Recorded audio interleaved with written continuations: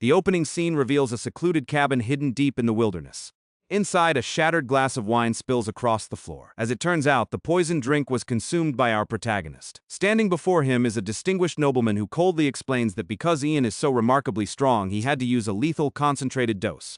He claims the toxin should end his life within minutes. Ian Page looks up, desperate to know why his closest ally would betray him like this. The man simply explains that Ian is far too skilled and wields unmatched power across the entire empire. When the populace learned the true extent of his abilities, immense fear spread among the citizens. Ian understands their dread, knowing how many lives were lost through magic. But the man confesses that even he feels an overwhelming terror toward Ian that borders on madness. He apologizes to Ian, even calling him an old friend and admitting he will never forgive himself for this betrayal. Turning his back, he walks out, abandoning our hero to his fate. Left on his knees as poison ravages his veins and flames engulf the cabin, Ian reveals his hidden trump card, an ancient dagger concealed beneath his robes. Discovered during his research, the blade is imbued with temporal magic. If he stabs his heart or the poison stops it, he might gain a second chance at life. Magic circles erupt around him as mystical voices chant in an ancient tongue. His entire life flashes before his eyes. The tragic loss of his mother, his fateful first audience with the Emperor, and the endless battlefields where crows feasted upon fallen soldiers. Suddenly, darkness swallows everything, and he awakens to find his wounds gone and his body returned to that of a young boy. A familiar woman gently calls out his name. Turning around in disbelief, he freezes in utter shock. Standing right in front of him is his late mother, alive and well. Seeing her confirms his temporal leap succeeded. Looking around, Ian spots a white pavilion bearing an imperial banner with children lined up for magic evaluations while guards manage the entrance. Realizing the ritual worked, our protagonist is thrilled that he is no longer a dying archmage full of regret, but a child granted a fresh start. He is determined to forge a brand new path. Magicians form the backbone of the empire, and every child must undergo a mana assessment at age 12. The test evaluates both the mana brain that manifests magic and the mana heart that generates energy, admitting those with dual aptitude into the Magic Academy. Realizing he has traveled 30 years into the past, Ian is stunned. He had spent years studying the time dagger, and having it with him in his dying moments was pure luck. His obsession with time magic stemmed from a deep desire to wash the blood from his hands. In his past life, he slaughtered countless enemies out of blind loyalty to Ragnar Greenriver, his closest confidant who became emperor. Yet Ragnar merely used him as a weapon and discarded him like trash in the end. Ian vows never to let his life end in such pathetic betrayal again. Telling himself that destiny will change this time, he asks his mother to wait outside and heads straight toward the testing tent. He approaches a guard and boldly introduces himself as Ian Page from Mogrian village. Recognizing the boy as Vanessa Page's son, the guard smiles and allows him inside while warning him not to cause trouble. Inside the pavilion, an examiner instructs Ian to bow his head so mana can stimulate his brain. After a fleeting moment of dizziness, the mage is amazed to find an exceptional mana active in both his brain and heart. The examiner enthusiastically declares that his life is about to change forever. Ian remains unimpressed since he anticipated this outcome, knowing that merely entering the academy will not suffice for his grand ambition. To prove his extraordinary nature, he flaunts his magic by conjuring a fireball in one hand and swirling water in the other. He innocently claims he performed this naturally one day. Stunned, the examiner turns serious and demands to know who instructed him.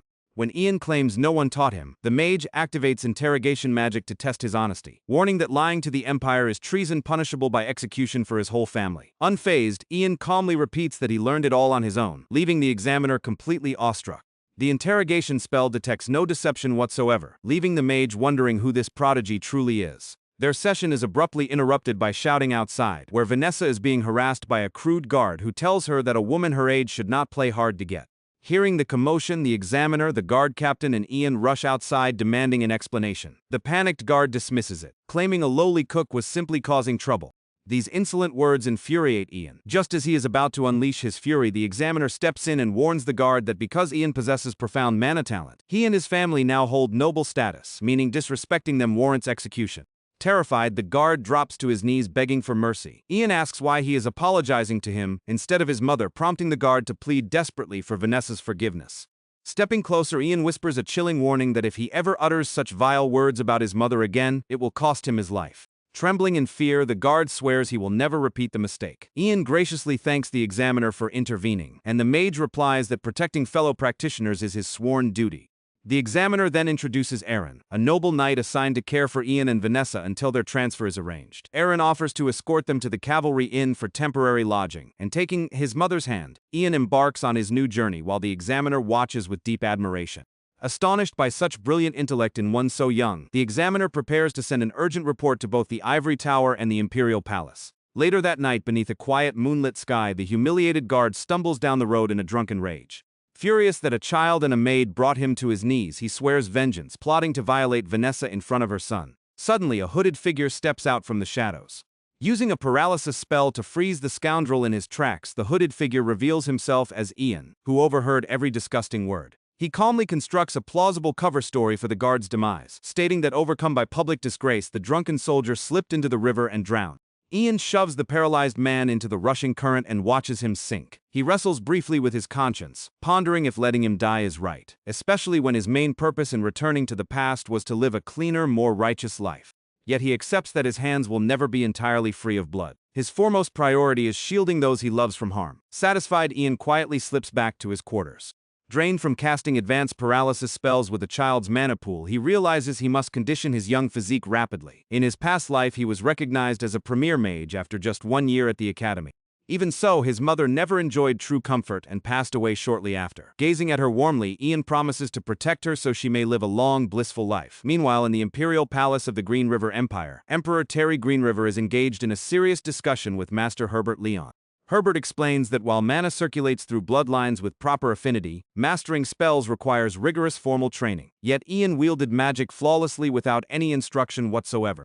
Herbert likens the boy to the legendary first mage who pioneered magic through pure intuition. Terry chuckles skeptically, doubting such an untrained prodigy exists in modern times, but Herbert insists on confirming the report firsthand. Acknowledging the possibility, the Emperor asks Herbert to wait and summons Prince Hayden Greenriver, who had been eavesdropping outside. Entering quickly, Hayden asks his father what task awaits him. Terry notes that since Hayden has spent 5 years secluded within castle walls, he should venture outside and experience the world. Entrusting him with 300 soldiers and 3 mages, the Emperor tasks him with escorting Ian back to the capital, and Hayden eagerly promises not to fail. The Emperor approves and orders him to set off for Mogrian immediately. Herbert jokingly remarks that finding 3 willing mages for such a distant journey will be difficult. However, the moment Herbert steps outside, his light-hearted demeanor turns icy cold. When his assistant asks if they are heading back to the tower to recruit mages, Herbert declines, stating he has an urgent detour to make first. Back in Mogrian, our protagonist gazes out the window, confident that events are unfolding exactly according to plan. Ian knows his display of power forced the examiner to notify higher authorities. He predicts the Emperor will dispatch an Imperial Prince alongside an escort unit and expects Herbert to show up as well. As the master of the Ivory Tower, Herbert will inevitably plunge the court into a bitter internal power struggle. Ian remembers this political turmoil from his previous life, though he has no intention of being used as a tool by any faction. Suddenly, his reflections are cut short as the imperial decree arrives far earlier than anticipated, delivered by the examiner bearing a communication orb. Ian follows formal protocol, kneeling with his fist over his chest as the examiner reads the decree aloud. The imperial message acknowledges his extraordinary talents, confirms his registration with the Ivory Tower, and invites him to the imperial capital under royal escort. As Ian rises, a knight named Arnold approaches him. Arnold announces that his order has been granted the immense honor of escorting Ian directly to the lord's estate. While awaiting the prince's arrival, the territorial ruler eagerly prepares to host the young prodigy. At the estate, Lord Marcus Mogrian reminds his children to watch their manners around the boy. He stresses that despite his youth, Ian is a recognized mage favored by the Emperor. Desperate to leave an impeccable impression, Marcus welcomes the boy with open arms the moment he arrives. Over the following weeks, Ian becomes the talk of the entire estate. He spends most of his time honing his craft on the training grounds, casually raising his hand to cast a frost nova that instantly blankets the area in ice. Yet Ian remains unsatisfied. In his prime adult body, that single spell could freeze an entire fortress, but his juvenile mana reserves severely restrict his output, making external mana supplements necessary. A frantic attendant suddenly interrupts his practice, begging for help because Lord Marcus and his son failed to return from a goblin hunt, leaving no trace of their escort knights. Searching his past memories, Ian realizes the Lord's family was never supposed to perish here. Knowing every territory maintains an assigned territorial mage, Ian suggests sending for local magical aid. The elder reveals that their assigned mage was called away on another mission as absent from Mogrian. Ian is taken aback, wondering if his own rebirth altered the timeline, a terrifying prospect since foresight is his greatest weapon. Knowing that Marcus's death would create massive temporal anomalies, Ian immediately volunteers to lead the search. Vanessa rushes over in tears, worried for her son's safety, but Ian gently reassures her of his magical prowess. Just then, the Lord's daughter arrives, desperately begging him to rescue her family. She promises any reward in return. Spotting a glowing ring on her finger, Ian agrees to the missions on condition he borrow the mana-rich accessory. The young lady hands it over without hesitation. Ian slips it on, recognizing it instantly as the Mogrian ring from his past life. Though a low-tier artifact, it enhances mana efficiency and perfectly compensates for his juvenile limitation. Promising to return it safely, Ian sets out with a squad of knights toward the last known coordinates of the hunting party. Arriving at the scene, they discover countless slain goblins, but find no sign of human survivors. The knights fear a monstrous predator ambushed the party. Ian deduces they were overwhelmed by sheer numbers and realizes they must act quickly. Stepping forward, he begins casting a tracking spell.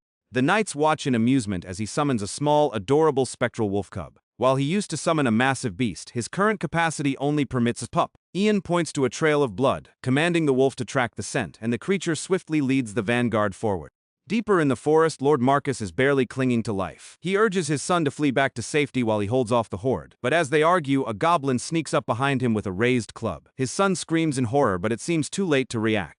In a blinding flash of light, every single monster is frozen solid in an instant. Ian arrives just in the nick of time, leaving Marcus in utter disbelief before the exhausted lord collapses into unconsciousness.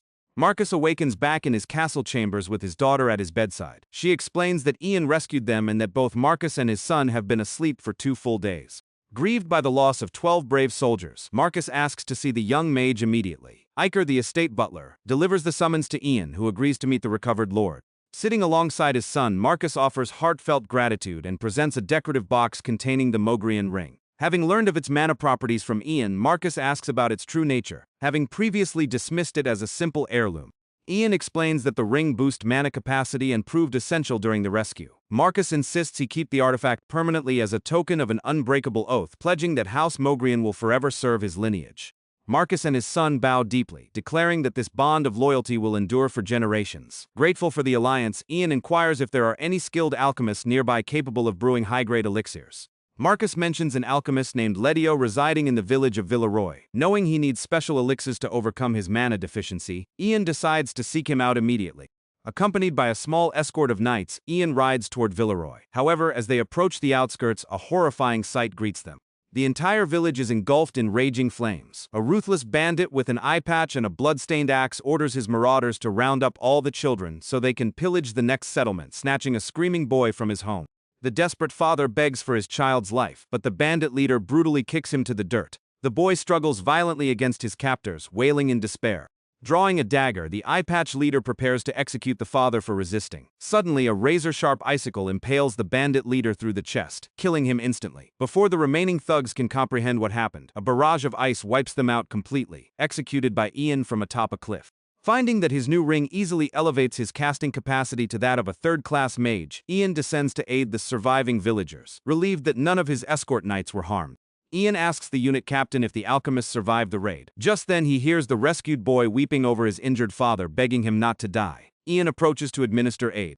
Upon inspecting the man, Ian is alarmed to find unnaturally pale skin and white hair, clear symptoms of acute mana poisoning. Knowing an ordinary alchemist like Letio could never inflict this upon himself, Ian realizes a malicious mage is behind it. Without hesitation, Ian places his hand on Letio's forehead, circulating pure mana to purge the volatile impurities and stabilize his condition. The treatment succeeds, granting temporary relief, and Ian prepares to depart.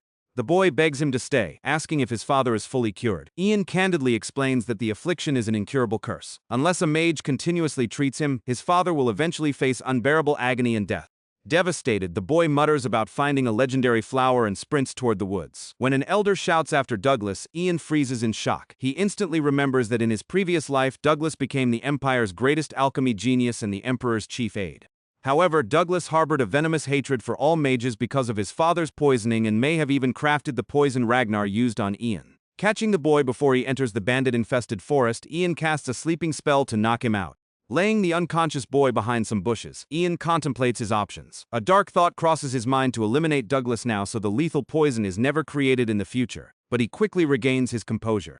Acting rashly could shatter the timeline. Douglas possesses unmatched talent, and securing his absolute loyalty would be far more beneficial, even if the risk of future betrayal lingers.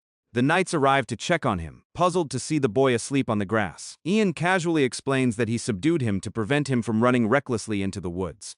Ian has the guards carry Douglas back to the village while he slips deeper into the forest. Later that night, a recovered Letio scolds his son for recklessly venturing into the dark woods.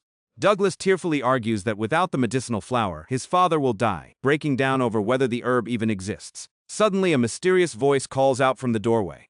A cloaked figure enters, mentioning he heard they were searching for the rare reindeer flower. Lowering his hood, Ian reveals himself and apologizes for the late intrusion. He places a frozen specimen onto the table, leaving Ledio completely speechless. Ian offers to hand it over on the condition that they reveal how they learned of such an obscure, unclassified botanical specimen. Reluctantly, Ledio brings out an ancient family grimoire passed down through generations, flipping directly to the relevant entry. He reads aloud that the reindeer flower neutralizes mana and only grows in the extreme northern reaches, instantly withering if uprooted from its natural soil. Because cultivation is nearly impossible, Ledio explains that his family researched it purely for medicine. Ian realizes the flower's alternative purpose, acting as a deadly poison specifically targeting those with dual mana affinity. Ledio adamantly swears his lineage would never craft elixirs to harm others. Glancing at a nervous Douglas, Ian melts the ice around the flower to demonstrate the truth, watching the plant instantly shrivel into dust. Ian confesses he could only preserve its form through cryomagic, not harvest it alive. Feeling mocked, Ledio demands to know why he played such a cruel trick. Ian explains he brought the sample to prove he can find the plant whenever needed. He proposes a deal. He will continuously suppress Ledio's pain with magic while seeking a permanent harvesting method. In exchange, Ledio must relocate to the Imperial capital, formulate elixirs to accelerate Ian's mana growth, and prepare specialized medicine to prevent his mother's future illness. Confused, Ledio hesitates, pointing out he is no longer an active alchemist. Ian urges him to consider his family's future, reminding him that Douglas nearly threw his life away today and surely will not stop unless a real solution is found.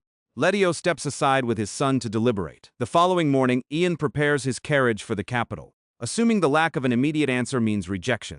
Just as the horses start moving, Ledio and Douglas emerge with their belongings, having decided to accept the offer. Douglas looks at Ian earnestly, asking if he truly promises to save his father, and Ian warmly confirms that a deal is a deal.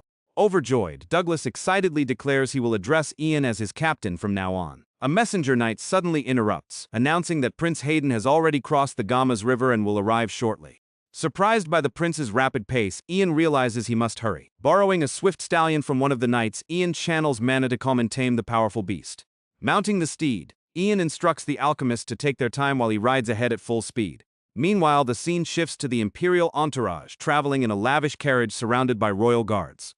Inside the carriage, Prince Helene broods over his father's stern warnings. The Emperor revealed that other factions are rallying behind Tower Master Herbert. Because Herbert wields immense political leverage, his open favoritism toward Prince Ragnar Greenriver poses a direct threat to Hayden's claim to the throne. The Emperor warned Helene that failing to win Ian over will cost him his crown. Remembering this pressure irritates Helene, who despises that the Ivory Tower mages endorse his younger half-brother. It is also revealed that Helene deliberately arrived 2 days early to catch Lord Marcus off guard. Back at the estate, the servants scramble in utter panic to clean every corner. Blindsided by the unannounced arrival, Marcus frets over their lack of preparation. When the butler confirms the royal procession is entering the gates, Marcus holds his head in despair. He dreads having to receive the royal guest without Ian, the very reason for the visit. Right on cue, the prince's carriage pulls up and Helene steps out draped in a white cape and blue coat. Just as tension peaks, a stallion gallops in at the final second. Ian is seen lounging casually on horseback as if waking from a nap. Stepping gracefully, he apologizes for his tardiness and steps beside Suts to greet the royal guest. Helene scrutinizes him, asking if he is the famous young prodigy everyone is talking about. Ian remains quiet, observing Hayden's youthful face. He spots several familiar faces in the entourage, including Cecilia Colwood, whom he remembers as an undercover enemy spy. Inside the banquet hall, Hayden sips wine alongside Captain Oliver. As captain of the Imperial Night Guard, Oliver stays quiet while Helene complains that he despises everything here except the vintage wine, harboring immediate disdain for the young protagonist. Meanwhile, Cecilia sneaks through the corridors on secret orders from the Colwood Empire to verify the rumors surrounding Ian. If the rumors prove true, her mission is to abduct both Ian and his mother. Searching the estate grounds, she finally tracks the boy to the training field late at night. Smiling maliciously, she prepares to test his abilities by launching a volley of magic missiles. Ian effortlessly erects a mana shield, demanding to know who dares greet him with hostile spells. Cecilia plays it off as a harmless prank between peers, but Ian turns cold, addressing her by her true identity, Cecilia Colwood. Her smile vanishes instantly. Shocked that her cover is blown, she demands to know how he knows her real name. Ian grimly reveals that he knows every undercover agent in her network, having hunted down all Colwood operatives in his previous life. Cecilia recoils in terror at his detailed knowledge. Realizing the boy is a mortal danger, she resolves to eliminate him. Believing a mere child cannot match a seasoned sorceress, she unleashes a sweeping wave of flames across the arena, boasting that exposing his knowledge was a fatal mistake. Her triumph is short-lived as Ian emerges unscathed from the fire and smoke. Channeling massive magical energy, Ian reveals he waited in the training grounds specifically to ambush her, launching a deadly barrage of crystallized ice shards. Cecilia raises a defensive barrier just in time, but the sheer force of Ian's assault shatters her shield with ease. Refusing to let up, Ian conjures a blazing fireball in his palm and thrusts it forward. Cecilia desperately dodges the blast, collapsing to the ground in terror, grateful to barely survive. Assuming Ian's mana must be completely depleted, she expects guards to arrive and resolve the commotion. However, Ian strides toward her with supreme confidence, promising to expose her treason before the entire court. Cecilia scoffs, doubting anyone will believe a child without proof. Ian smirks, stating he possesses evidence of Colwood espionage that even she is unaware of. Moments later, Captain Oliver rushes into the arena with his knights to investigate the noise. The guards immediately assist the wounded woman, but Ian steps forward and openly confesses that he inflicted every single injury on her, claiming he caught her conversing with a masked conspirator. Ian states she attempted to assassinate him when discovered. While Oliver finds the accusation incredible, two Ivory Tower mages try to dismiss the claim, but Oliver draws his blade, declaring that Prince Hayden will uncover the truth to ensure Imperial safety. Oliver orders his men to search Cecilia thoroughly. When the knights report finding nothing suspicious on her person, Oliver turns to Ian with skepticism. Unflinching, Ian approaches the restrained woman, places his hand on her back, and channels a pulse of blue mana through her spine. Instantly, a glowing Imperial spy crest emerges on the back of her neck. Cecilia is horrified, completely unaware the mark was hidden on her body. Oliver is stunned, though unfamiliar with the exact symbol. Recognizing the severity of the situation, Oliver orders the Ivory Tower mages to place Cecilia inside a mana prison before questioning her. Turning to Ian, the captain promises that if his claims are fully verified, the Emperor will reward him immensely. Later, Oliver briefs Prince Hayden on how the child easily subdued an elite sorceress. Hayden is thoroughly impressed, having underestimated the boy's strength. When asked for his assessment, Oliver admits the rumors about Ian's prowess are entirely accurate, though he notes that the boy speaks and carries himself with the eerie maturity of a seasoned veteran. Intrigued, Hayden summons Ian for a private audience.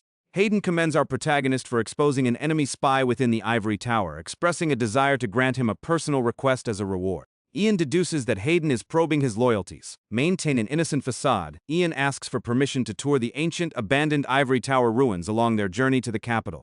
Hayden is baffled by why a prodigy would choose a dusty relic site as his reward, but grants permission after Ian claims he is merely curious about historical texts. In truth, Ian knows the subterranean depths of the ancient ruins hold the legendary Book of Dragon Tongue. That arcane language proved vital in his past research into time magic, and studying it in his youth could unlock limitless power. Soon, the entire convoy sets out toward the capital. Vanessa is thrilled to travel so far, while Letio playfully flirts with her, offering to be her personal guide in the Grand City. Vanessa blushes gracefully while Ian silently glares at the alchemist for making advances on his mother. They are greeted by Vice Captain Paul Lands, who announces they have reached the crossroads near the ancient ruins. Paul directs the convoy to a peaceful nearby village for temporary lodging. The commoners warmly welcome the royal procession, and Hayden responds with genuine humility. Ian is astonished by Hayden's pleasant demeanor, remembering him in his past life as a bitter, hostile prince who constantly glared in resentment. Ian realizes Hayden's past hostility was fueled by seeing Ian constantly allied with his treacherous brother Ragnar. Watching him laugh with the commoners, Ian finally understands why Emperor Terry cherished Hayden so deeply.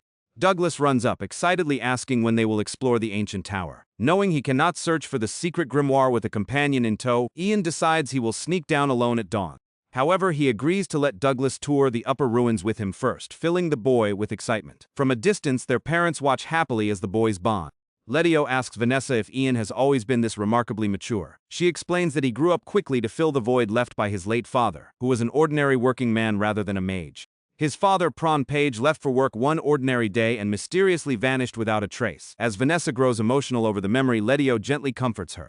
She brushes it off and they all retire for the night. In his previous life, Ian roamed freely after the Unification Wars concluded, having severed ties with both the Emperor and the Ivory Tower. That wandering led him to the Forgotten Ruins and the subterranean Dragon Grimoire. Standing here once more in his child body, everything appears identical to his memories. 3 centuries ago, a ferocious war erupted between the Ivory Tower mages and the dragon descendants known as Dragonians. Armed with stone gargoyles and formidable dark magic, the Dragonians nearly crushed the Empire. However, the heroic Imperial Prince and Master Mage Mitchell Greenriver spearheaded the counter-offensive, successfully suppressing the Dragonians and vanquishing their gargoyle legions. After the victory, Mitchell declined the imperial crown to become the first master of the Ivory Tower, constructing a new spire in the capital and abandoning the original sanctuary. Moving through the rubble, Ian locates the hidden mechanism. With a flick of his wrist, mana flows into the stone, revealing a hidden stairwell. Descending into the pitch-black abyss, Ian illuminates the darkness with magic. A stone gargoyle statue stands before him with spread wings and bared fangs. Knowing its secrets, Ian remains calm as its purple eyes ignite with life, letting out a deafening roar as it lunges directly at him. In his past life, he knew nothing of this guardian, but now he is fully prepared. Conjuring a concentrated water sphere, he blasts the stone beast backwards, slamming it violently against the cavern wall. While his adult self could banish it in a single motion, his current physique demands a sustained assault. Summoning sharp ice lances, Ian impales the rocky monster before calling down a devastating lightning strike to finish it off. The defeated gargoyle crumbles into stillness, and a secret chamber opens on the right. Ian leaps down, using levitation magic to cushion his landing, finding the ancient relic waiting inside. He secures the legendary Book of Dragon Tongue much earlier than in his past life. Whether left by dragons or the first mage, the ancient grimoire now belongs entirely to him. Unlocking its draconic language would grant him boundless power. However, as Ian flips open the cover, he is shocked to discover that every single parchment page is completely blank. Frantically skimming through, he realizes that using the book's temporal magic to travel back 30 years erased all written knowledge from its pages, leaving him empty-handed. Though he retains fragments of the dragon spells in his memory, his vocal cords fail when he attempts to chant them. The dragon language is deeply rooted in pure mana, requiring immense magical power just to pronounce. Ian realizes he cannot simply rely on endless time loops to reset his mistakes. This second chance at life is unique and absolute, requiring total focus and dedication. A few days later, the convoy arrives at the magnificent imperial capital. Looking out from his carriage, Ian takes in the towering stone monuments and bustling city streets. Behind them travels an iron transport cage holding Cecilia Colwood. As they approach the palace gates, their path is suddenly blocked by Tower Master Herbert Leon. Oliver dismounts, demanding by what authority Herbert impedes their passage. Herbert smoothly produces an imperial warrant granting the Ivory Tower full jurisdiction over Cecilia's interrogation. Oliver suspects foul play, questioning how the tower secured a royal decree before the prisoner even entered the city. Herbert places a condescending hand on Oliver's shoulder, asserting that matters of treason require swift tower oversight. Bound by imperial protocol, Oliver reluctantly orders his knights to transfer Cecilia. When Oliver calls her a criminal, Herbert sharply reprimands him, insisting her guilt is not yet proven and that she must be treated as an esteemed mage. The knights seethe with frustration after risking their lives to capture her. Ian sees through the facade. The tower is not defending her, but preventing the Imperial Knights from exposing tower secrets during interrogation.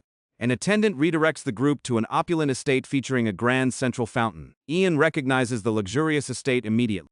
In his previous life, this residence was gifted to him by Prince Ragnar. This time, however, Prince Hayden presents the keys, revealing the Emperor granted Ian full ownership during his stay in the capital. Ian bows in gratitude, noting that he did not receive such an estate until age 26 in his past life. Hayden instructs him to settle his family before accompanying him to the palace for a royal audience. Ian takes his mother inside first. Vanessa stands frozen in awe, overwhelmed by the shimmering chandeliers and lavish decor. She is moved to tears when Ian announces this will be their permanent home. In his past life, he became a supreme archmage, yet never managed to provide his mother with true comfort before she passed. Now he is determined to ensure her everlasting happiness. When she worries about cleaning such a massive estate, Ian assures her that servants will handle every chore. Leaving her in comfort, he departs for the imperial palace. In his first life, Emperor Terry was already bedridden when Ian graduated from the academy, known as a sovereign of unmatched wisdom. Walking through the palace courtyard, Ian suddenly spots the familiar chambers of Prince Ragnar. Born of a concubine, Ragnar inherited the emperor's looks but none of his honor. Ian clenches his fists, bracing himself for the inevitable clash with his past betrayer as guards guide him toward the imperial throne room. The gilded doors swing open to reveal Emperor Terry seated on a pristine white marble throne with crimson cushions. Ian kneels respectfully, wishing the sovereign eternal peace, but Terry warmly urges him to rise. Standing beside the throne, Prince Hayden waves cheerfully, asking if Ian likes his new residence. Ian expresses deep gratitude, while Terry asks if Ian understands why he was gifted such grand rewards immediately upon arrival. Ian considers his words carefully. In his past life, Ragnar favored blunt honesty, and the Emperor likely shares that trait, yet Ian knows it is wiser to play the role of an innocent 12-year-old child for now. Ian modestly replies that he was summoned because he possesses a little magical talent. Terry crosses his arms, questioning whether extraordinary talent alone warrants such extravagant royal treatment. Hayden chimes in to defend the boy, reminding his father that Ian is too young to grasp court politics. Terry chuckles and agrees, praising the boy for his invaluable service in capturing an enemy infiltrator. The Emperor promises that merit will always be rewarded regardless of age and asks Ian what he desires most. Having anticipated this moment, Ian prepares a request perfectly suited for a child. He asks for permission to freely tour the palace grounds so he can describe its wondrous sights to his mother. Terry finds the humble request endearing. Hayden mentions that Ian also enjoyed sightseeing at the ancient tower ruins. Amused, Terry grants him an imperial medallion providing unrestricted access across the palace, along with a massive chest of gold and an entourage of royal maids for his residence. Ian is thrilled, knowing his mother will truly never have to lift a finger again. Thanking the Emperor, Ian steps out into the hallway and takes a deep breath, sensing the Sovereign's keen vigilance. Wasting no time, he sets out to utilize his imperial pass. Showing the medallion to the royal guards, Ian requests directions to the imperial gardens and navigates toward the secluded royal sanctuary. He remembers Ragnar describing this sacred sanctuary where only the imperial bloodline and their closest retainers could enter. Peering around the corner, Ian spots the posted sentries. Finding the guards asleep, Ian casts a subtle slumber charm to ensure they stay unconscious. He searches the grounds near the founding emperor's tomb for a rare herb.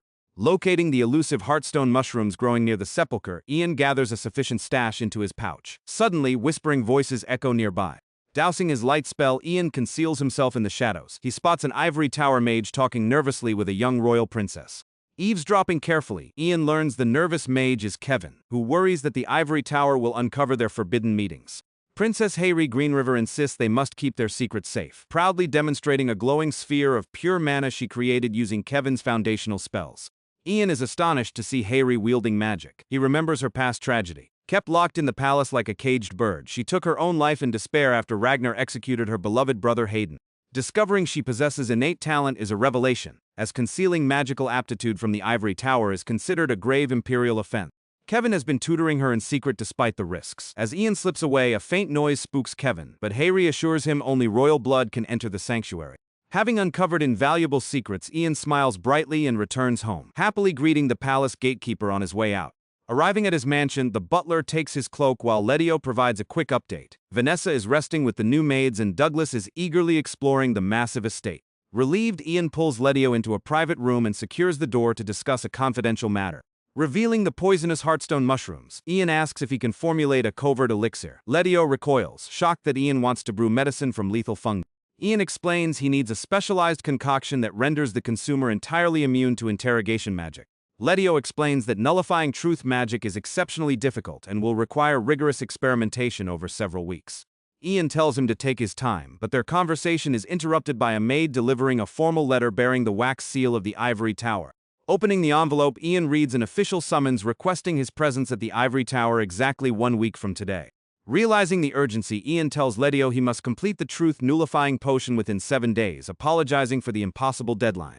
Entering the ivory tower without psychological protection would be suicidal. 1 week later, an imperial carriage transports Ian to the towering spire, carrying a potion that stabilizes his heartbeat under magical interrogation.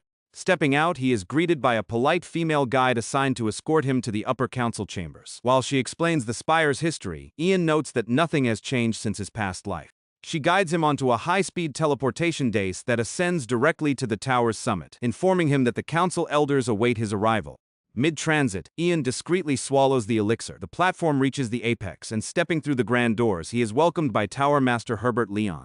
Herbert invites him to sit among the gathered counselors, reassuring the boy not to be frightened. Calmly adjusting his jacket, Ian prepares for the trial ahead while Herbert inspects his magical status profile. Herbert claims to know all about him yet admits he finds the recorded data suspect. Ian innocently asks if he will be tortured, prompting Herbert to chuckle and promise a standard interview. The interrogation begins as Herbert asks if his recorded background contains any fabrications. Ian affirms its total accuracy and the council proceeds to question his ties to the alchemy. Ian explains he hired Letio solely to treat his mother. Another mage asks why he visited the ancient ruins, to which Ian attributes it to childhood curiosity inspired by historical books before they press him about Cecilia.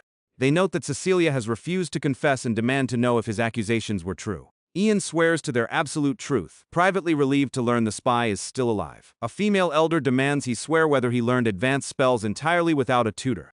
Ian swears he simply visualizes spells into existence. The counselors erupt in disbelief at such an absurd claim, while Herbert observes in silence. Their highest-grade lie detection spells detect no deceit whatsoever. They wonder if he is truly the reincarnation of the first mage or simply wields mana too potent for detection. Suddenly, a fierce sorceress stands up and silences the room. Declaring the gentle questioning a waste of time, she marches up to Ian and demands his true identity. Remaining calm, Ian recognizes her as Helene, the hot-tempered lady of fire from his past life. Ian casually replies that his name is Ian Page and that all further details are clearly projected on the master's status screen. Infuriated by his smug cheek, Helene prepares to strike him, but Herbert intervenes. Herbert presents one final question. A soldier who harassed Ian and his mother was found dead with traces of magic in his corpse. Herbert asks if Ian was involved in his murder. Knowing that showing zero reaction to a murder accusation would expose his emotional suppression elixir, Ian deliberately disperses the potion's effects and denies any involvement. The detection spell immediately flags his statement as a lie, shocking the room. Herbert smiles knowingly, concluding the session and revealing he knows the guard simply drowned in a drunken accident without foul play. Herbert apologizes for the harsh question, noting that extraordinary youth warrants thorough scrutiny. He then presents an assessment orb to measure Ian's true class rank. Herbert instructs him to channel his mana into the artifact until it turns blue. Ian considers feeding just enough to register as a second-class mage to stay under the radar. However, remembering his past life where he dedicated his entire soul to conquering magic, his pride refuses to let these elders look down on him. Fueled by Archmage pride, Ian unleashes an overwhelming surge of raw mana into the sphere until it violently shatters into pieces, leaving him visibly exhausted amid the dispersing smoke. The entire council is frozen in disbelief. Helene gasps that such power in a child is impossible, leaving them wondering if the myth of the first mage has truly returned. After Ian leaves the chamber, the mages engage in a fierce debate. Knowing the boy concealed the truth regarding the guard's death, they worry about the potential threat he poses. They agree that sending him to the regular academy for 5 years is a waste of time and that he must be integrated into the Ivory Tower immediately, a proposal Herbert fully endorses. Placing him among ordinary students would only endanger his peers. Whether he is dangerous matters less than securing his supreme power for the tower. Because the prestige of the Ivory Tower hinges on the strength of its foremost champions, Ian represents an unparalleled opportunity. They resolve to officially designate him as a fourth-class mage, molding him into the tower's ultimate weapon through specialized aristocratic training. As the elders debate who should oversee his instruction, a hand rises in the council. Meanwhile, Ian reflects on his evaluation, surprised to be promoted to fourth class so quickly. His guide returns excitedly sharing the breaking news of his unprecedented promotion. She congratulates him on achieving fourth-class rank at just 12 years old, calling him a true prodigy, and announces she has been assigned as his dedicated support mage for the year. Charmed by Ian's humble nature, she vows to provide top-tier support while giving him a full tour of the facilities, noting he is also formally enrolled in the academy. She explains he will undergo private preliminary training first. Ian knows this is simply the tower's way of placing a leash on him before letting him interact with the public.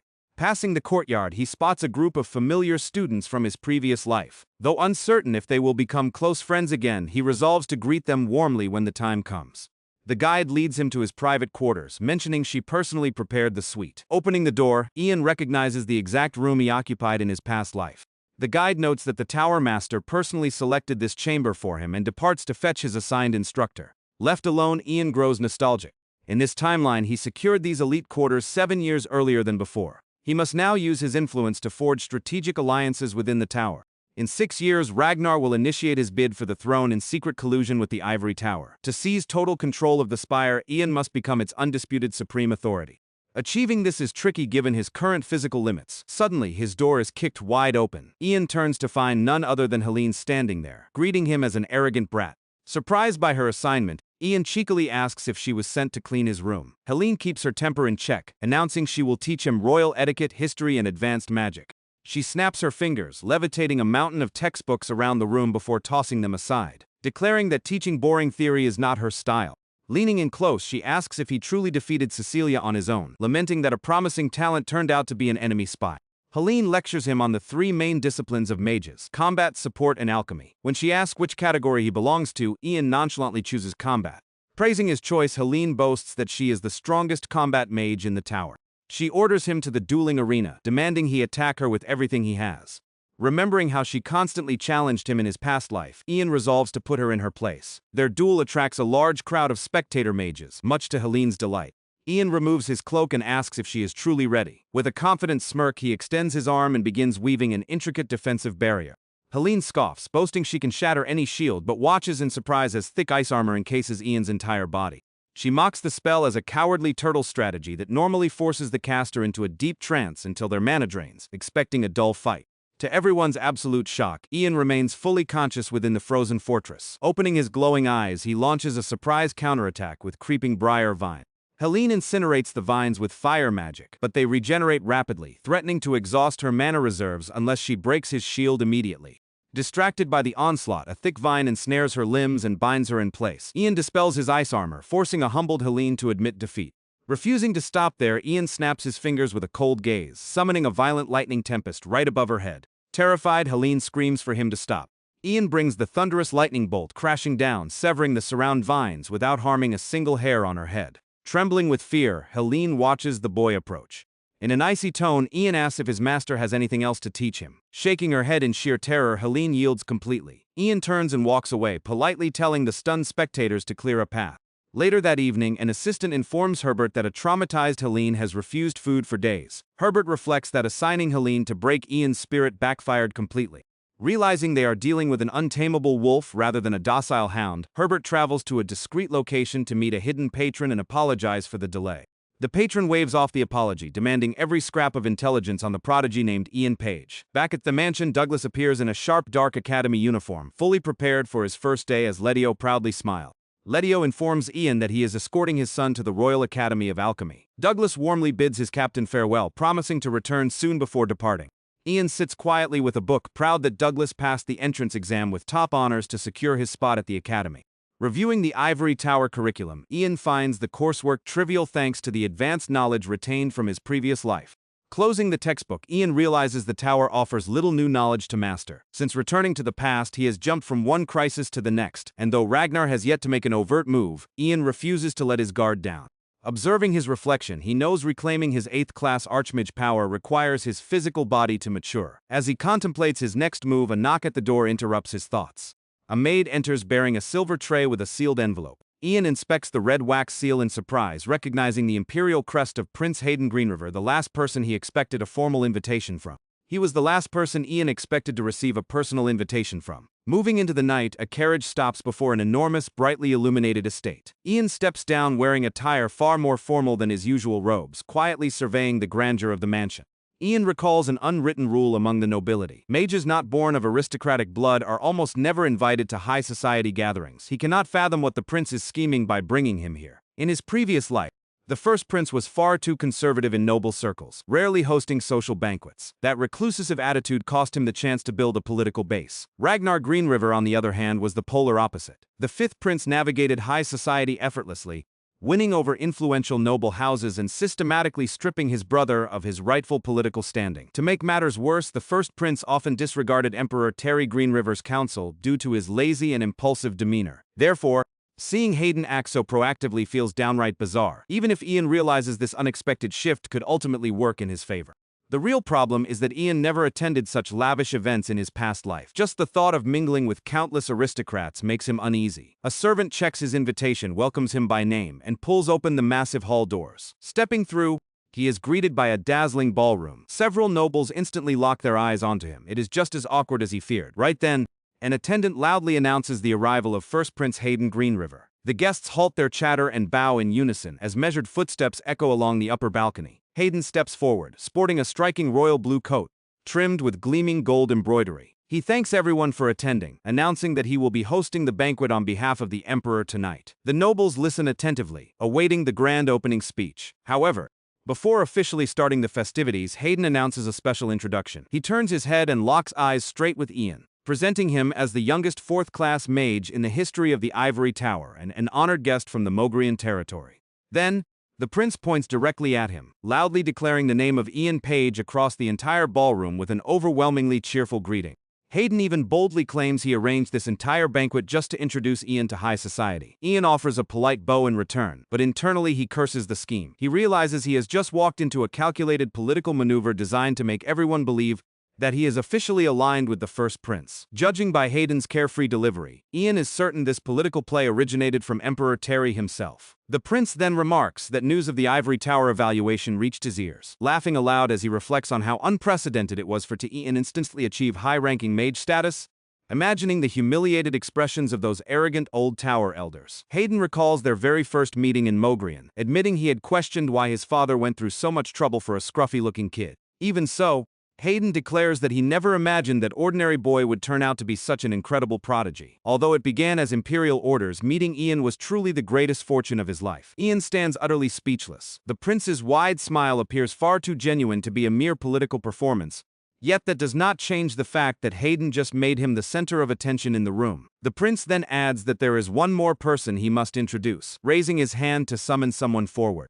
Ian is visibly taken aback when he recognizes her. It is Hayden's younger sister, Princess Helene Greenriver. Stepping forward with an elegant smile, she introduces herself and remarks that Ian's name has become so renowned throughout the imperial palace that even she has heard tales of his exploits. Ian replies with flawless courtesy, though the sudden encounter catches him off guard. Princess Helene expresses regret that they can only share a brief greeting tonight, extending an invitation for lunch so he can recount his journey from Mogrian. Ian gently warns her that most of his tales revolve around dull magic theories and gruesome monsters which might bore her. However, Helene assures him that she is fascinated by both magic and life outside the palace walls. She looks forward to their future talks, promising to send letters in the meantime. After exchanging pleasantries, the royal siblings rejoin the high-ranking guests. Ian watches Princess Helene converse cheerfully with the nobles, noting how vastly different her demeanor is compared to his past timeline. Hayden still seems slightly nervous, yet he fulfills his host duties admirably. Seeing that things are running smoothly, Ian decides to slip away before getting dragged into further political drama. He steps through the grand doors onto the balcony and freezes when he spots a familiar figure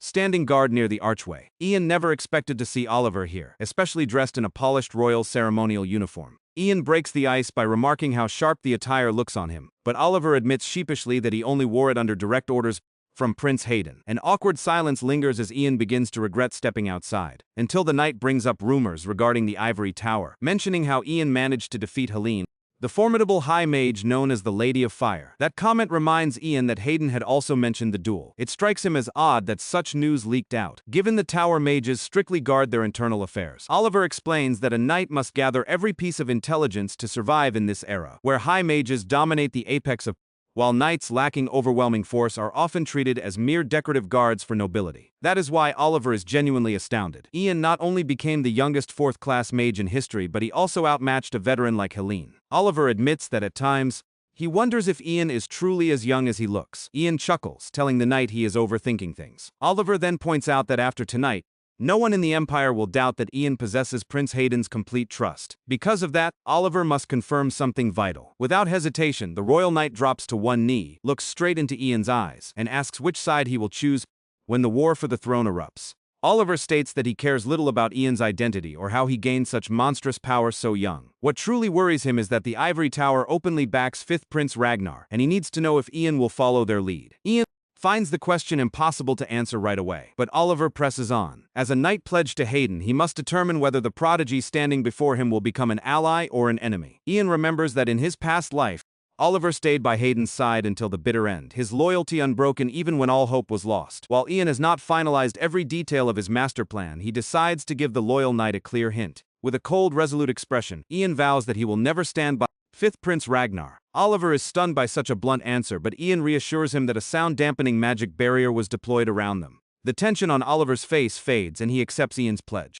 Before rising, Oliver asks for one more favor. Until Ian gives a permanent public stance, he wants Ian to become his private sparring partner. Ian immediately understands the request and points out that if they ever end up on opposing sides, Oliver might one day point that honed blade straight at him. The knight does not deny it. Ian crosses his arms and chuckles, noting how boldly shameless Oliver can be. Ian is inclined to reject the offer since he gains nothing by training a potential future adversary. But then, Oliver reaches beneath his collar and pulls out a radiant golden pendant. Oliver explains that the late Empress bestowed this relic upon him the day he was appointed Hayden's personal bodyguard. It is an enchanted artifact capable of clearing the mind and stabilizing mana for anyone who wears it. The moment he lays eyes on it, Ian recognizes it as one of the lost treasures of the imperial family. In his past life, he could never uncover what happened to this relic beyond the fact that the Empress had been its last known owner. Oliver offers the pendant as payment for their sparring sessions, believing it holds vastly superior value in the hands of a mage. Ian reminds him that this was a cherished royal gift, but Oliver insists that he received it solely to protect his lord, and the Empress would undoubtedly understand his choice. Ian falls silent for a moment. If Oliver is willing to surrender such an irreplaceable family treasure to safeguard Hayden, Ian cannot treat the request lightly. He accepts the deal and reaches out to claim the relic. Oliver lets out a relieved smile, but before they can speak another word, a violent tremor rocks the terrace. A colossal column of fire explodes behind them, illuminating the night sky in blazing crimson. Both turn in shock before Oliver bolts straight back toward the banquet hall to secure Prince Hayden and Princess Hayri. Fortunately, both royals stand unharmed amidst the chaotic crowd. Oliver confirms their safety while Ian observes the commotion from the sidelines. A royal officer rushes up to report that mysterious explosions have ignited across multiple sectors of the estate. Unable to locate the culprits, the Imperial Guard triggered the emergency communication orb, mobilizing all military units across the capital. Those words instantly catch Ian's attention. That emergency orb is directly linked to the Night Order headquarters, the Imperial Army and the Ivory Tower, commanding every soldier and mage in the capital to converge on the Imperial Palace grounds. Analyzing the pieces in silence, Ian realizes the attack was never meant to assassinate the royal family. Its true objective is to draw Imperial forces away, leaving the Ivory Tower completely defenseless. Before departing, Ian raises his hand, casting a translucent mana barrier around Hayden and Hayri. He asks Princess Hayri if she knows how to channel mana into defensive barriers, and she nods, confirming she knows the basics. Though confused by his sudden request, she maintains the spell while Ian slips away without detailed explanations. Intercepting a palace maid, Ian asks if a servant named Isabel attended the banquet tonight. The maid reveals that Isabel was assigned elsewhere but had specifically requested to join the banquet staff. That single detail solidifies Ian's suspicions. Isabel and the explosions were all part of a covert diversion to empty the Ivory Tower and reach Cecilia Colwood. Ian cares little about the prisoner's fate, but he cannot allow any information about himself to leak back to the Colwood Empire. As all Imperial reinforcements surge toward the palace, down in the subterranean dungeons of the Ivory Tower, a hooded figure silently approaches Cecilia's cell. When she questions his identity, the operative introduces himself as Daniel, expressing disappointment that an agent of her standing was caught so easily. Cecilia frantically pleads for him to break her out, swearing she revealed nothing and warning him that Ian Page somehow knew about the Colwood Empire's secret operations all along. Daniel loses his smirk and asks if her claim is genuine. Cecilia confirms it, adding that the boy even knew about the covert suicide seal branded onto her neck that she herself was unaware of. Daniel remarks that the curse mark is a classified secret unknown even to most Colwood operatives before asking if she holds any other intel. Cecilia insists that is all she knows and demands immediate release. Daniel unlocks the iron bars, making Cecilia believe her rescue is complete, but within a fraction of a second, Daniel draws a hidden dagger and cleanly slits her throat. The assassin coldly explains that while she was locked away, High Command debated her fate extensively. Because she was a valuable third-class mage, extraction was initially considered. However, they ultimately decided that executing her was the cleanest way to eliminate any lingering security risks. With his mission wrapped up, Daniel turns to leave, only to freeze as an unfamiliar voice speaks behind him. Startled, the operative spins around and hurls his dagger at the intruder. The flying blade embeds itself into the dungeon wall inches away, revealing Ian standing in the corridor. Ian remarks that Daniel saved him the trouble of executing Cecilia personally. Daniel attempts to flee, but spikes of azure frost erupt from the ground, instantly pinning his legs to the stone floor. Stepping closer, Ian remarks how long he has waited for this moment, having sworn to kill Daniel with his own hands. Panicking, the operative asks if it wouldn't be wiser to keep him alive for interrogation. Ian coldly states that the murder of his former comrades will be avenged right now. Daniel desperately claims Ian has the wrong person, swearing he has never killed any of the boy's allies. Ian responds that the tragedy has not happened yet because that event is still 10 years in the future. Daniel cannot comprehend the cryptic words as the creeping ice encases him completely. In his mind, Ian resolves to put everything in its proper place and personally crush every enemy who tore his previous life apart.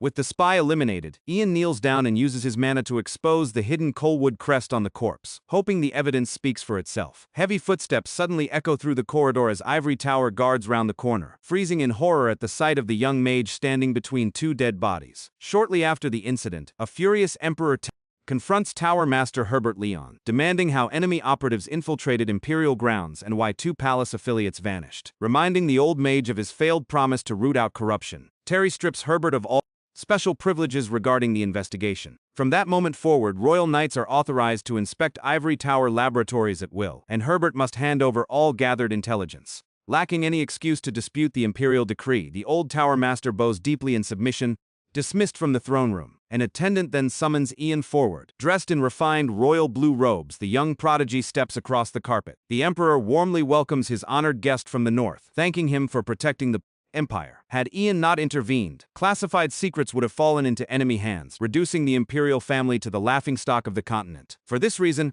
Emperor Terry declares that his valor will never be forgotten. As a royal reward, a servant brings forward an ornate box containing an ancient azure robe adorned with two silver brooches. The Emperor explains that this is the sole heirloom left behind by Imperial ancestor Mitchell Greenriver, the first and only high-class mage of royal blood. Because Mitchell's will forbids giving it to anyone outside the Imperial bloodline, the Emperor formally loans it to Ian for the rest of his lifetime, or until he no longer requires it. In historical legend, Mitchell saved the Empire and declined the throne to become the first master of the Ivory Tower. Ian instantly recognizes the legendary garment, a relic rarely seen even in his past timeline. He agrees to try it on, though being tailored for an adult, the robe hangs loosely over his small frame. Terry laughs and offers to summon a tailor, but Ian sends intricate spells woven into the fabric, channeling mana into the robe. A surge of azure light courses across the silk, resizing the garment until it fits his frame perfectly. The surrounding nobility gasp in awe as the Emperor compliments how well the blue suits Ian's eyes. Ian bows in gratitude for the imperial favor before departing to the palace gardens.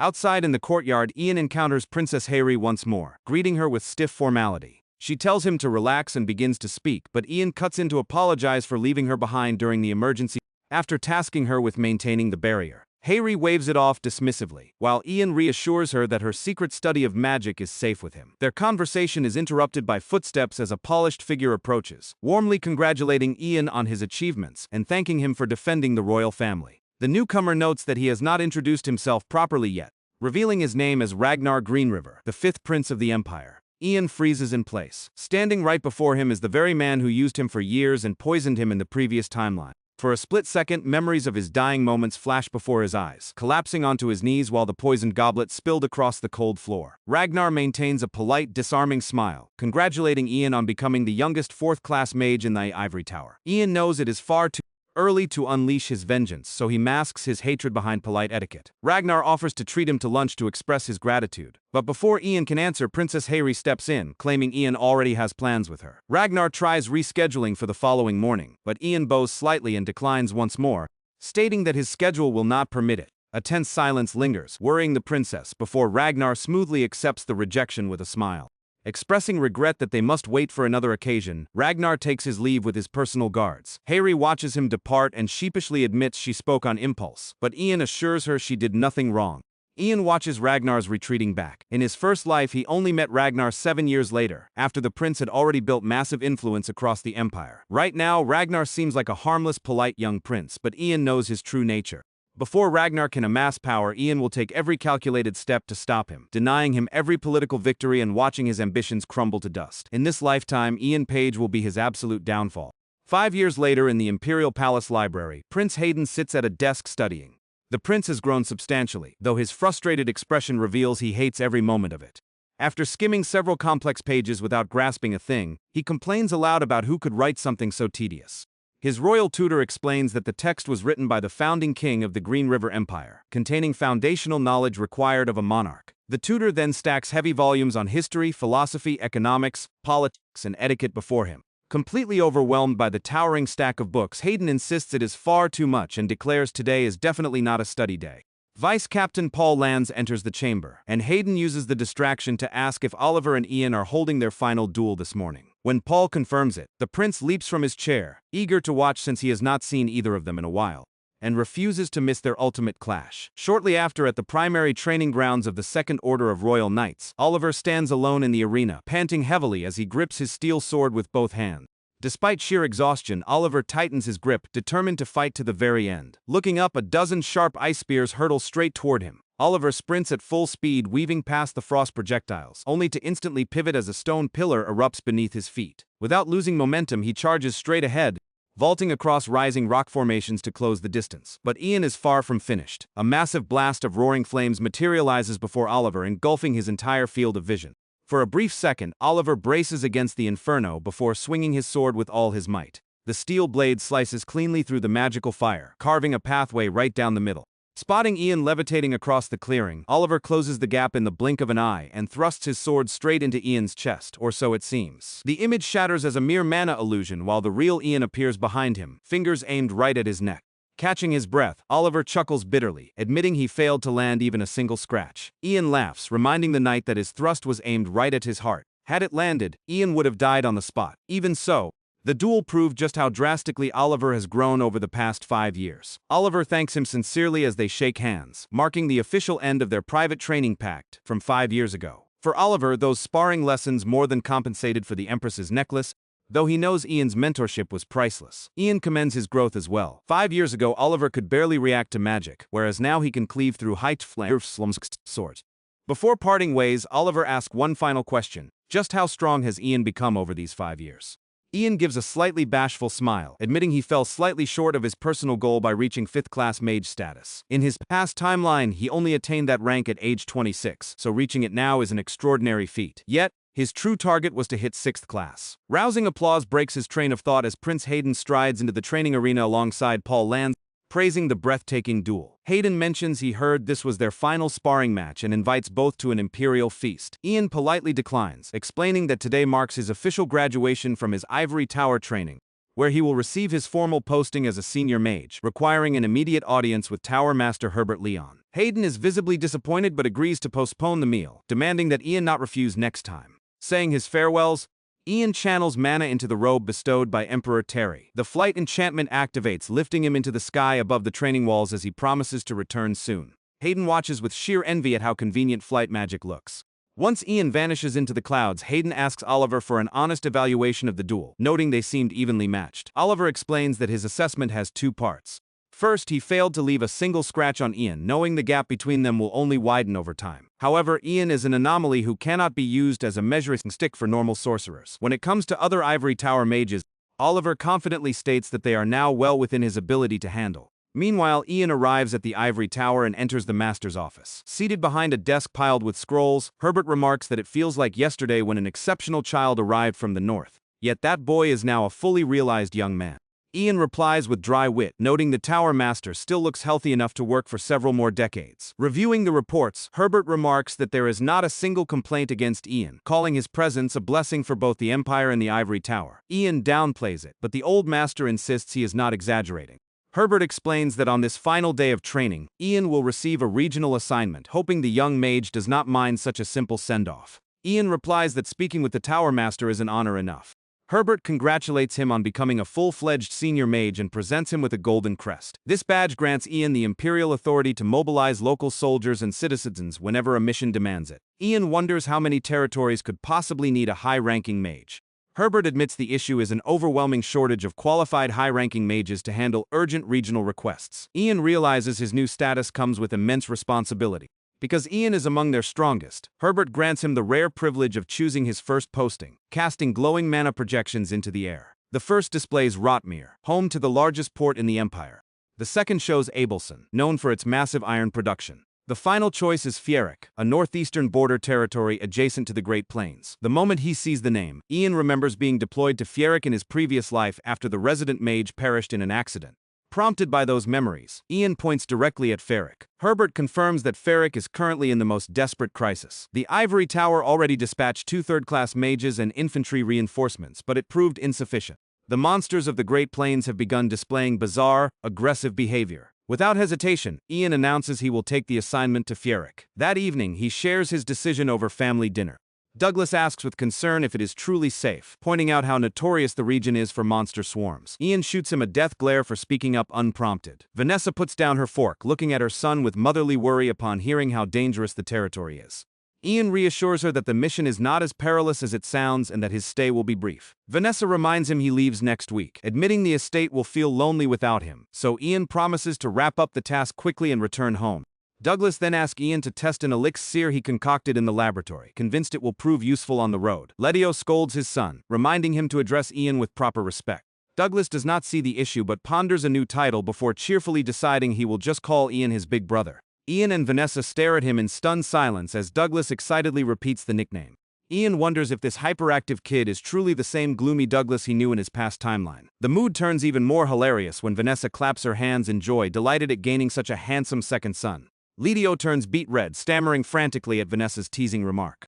Vanessa chuckles warmly at Letio's flustered reaction. Watching them laugh, Ian realizes that these peaceful domestic moments are worth protecting, though he still sternly reminds Douglas not to call him brother. Soon, the day of departure for Fierik arrives. Outside the manor, Ian informs Letio that he will say a final farewell at the Ivory Tower before riding north. The alchemist nods, swearing to protect Vanessa Page with his very life. Ian reminds him of the emergency defensive magic circle installed on the grounds, hoping they never have to activate it. Douglas rushes over, shouting brother once more, handing Ian a crimson vial. He explains he modified one of Letio's core healing formulas to craft his own custom mixture, boldly boasting that it might even surpass his father's potion. Ian smiles at the boy's confidence and accepts the gift. Douglas still has 3 years left at the Royal Academy of Alchemy, but his raw genius has already guaranteed him a future role as an Imperial alchemist. Ian trusts the potion will be remarkably effective. Just as the farewell concludes, Vanessa rushes out from the manor alongside several maids, carrying a massive travel pack she packed personally for her son.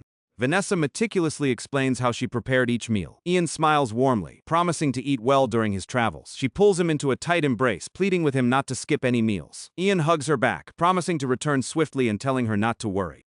Bidding a final goodbye, Ian boards the carriage and departs. As the estate fades in the distance, Ian reassures himself that his mother is secure inside the Imperial capital, heavily guarded by Imperial knights. Furthermore, the defensive boundary keyed specifically to Vanessa, Letio, and Douglas should repel any threat. With his mind at ease, Ian heads northeast toward Fierik. At that very moment, the garrison of Fierik is locked in brutal combat against another massive wave of orcs. Orcs breach the outer perimeter as Lord Pyrrhic, the red-haired commander of the territory, brandishes his sword and orders his men to hold the line. Soldiers clash desperately against the beasts outside the fortress. A scout races across the battlefield on horseback, skidding to a halt before Pyrrhic. The rider reports that an orc detachment scaled the mountain ridges and ambushed the supply convoy. Realizing the danger, Pyrrhic commands the 2nd and 3rd battalions along with the mages to hold the gate, while leading the 1st unit to rescue the supply line. Galloping through the pass, Pyrrhic notes that while individual orcs lack intellect, they become lethal when moving in coordinated hordes. While trained knights can hold them, the supply corps consists of unseasoned recruits. If the enemy numbers match the scouts' report, the convoy could be wiped out before help arrives. Nearing the site, Pyrrhic notices sudden snowfall, an anomaly in this climate. Suddenly, the ground rumbles violently as a colossal glacier wall erupts from the earth, stunning the soldiers. Conjuring magic on that scale instantly should be impossible for anyone except Tower Master Herbert Leon. Pyrrhic spots a lone hooded figure standing atop the ridge, who vanishes in a flash of speed. The mysterious caster wipes out surrounding beasts and seals the canyon passage to Fierik behind an impenetrable wall of frost. Landing lightly on the battlefield, he is immediately surrounded by wary soldiers with spears drawn. The stranger casually remarks that he heard they needed help.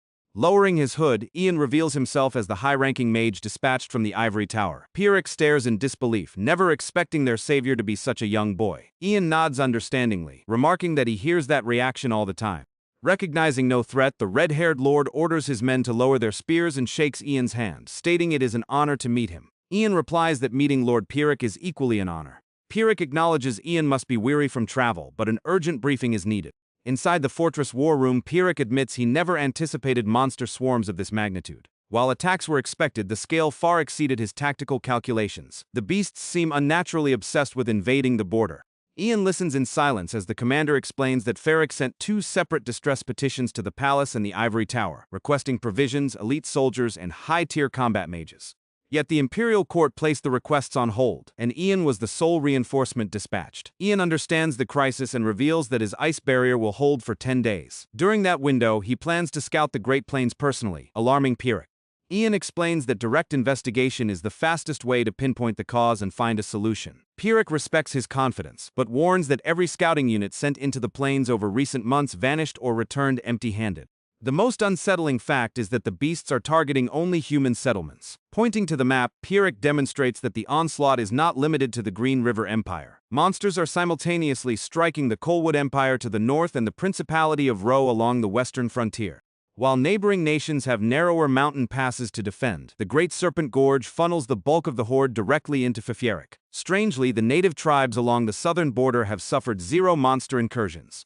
It is as though an unseen force prevents monsters from approaching tribal territory. That anomaly piques Ian's curiosity, prompting him to choose the southern border as his destination, believing their chieftain holds the answers. Pyrrhic doubts the hostile tribes will ever grant an audience, but Ian responds with supreme confidence. That night, Ian stands atop the battlements, staring out across the Great Plains under the starlit sky. In his past timeline, skirmishes occurred in this region, but never on such a devastating scale. He recalls an ancient artifact held by the tribes, the Staff of the Great Plains. Ian was particularly fond of that staff, and the prospect of reclaiming it further fuels his ambition. According to the historical timeline, the Green River Empire, Colwood Empire, and Principality of Ro formed a tripartite alliance 3 years from now, combining their armies to cleanse the Great Plains. Following that campaign, the nations divided the land's rich natural resources while the Shaman King vanished and native tribes were enslaved. Yet the current sequence of events has deviated drastically from his memories. Before departing, Ian reminds Lord Pyrrhic that the frost wall will thaw in 10 days. Still worried, Pyrrhic places his faith in the young mage and wishes him fortune. After traversing the vast plains, Ian reaches the southern border. Instead of beast hordes, he finds complete serenity, no tracks, roars, or lurking predators. The contrast with the northern front is stark. As he pushes further, several tribal warriors leap from the brush with weapons drawn. Ian raises his hands to show non-hostility, speaking fluent tribal dialect to announce he is an imperial mage. Shocked to hear a foreigner speak their tongue, they demand to know how he learned it. Ian explains he lacks time for pleasantries and requests an audience with the Shaman King.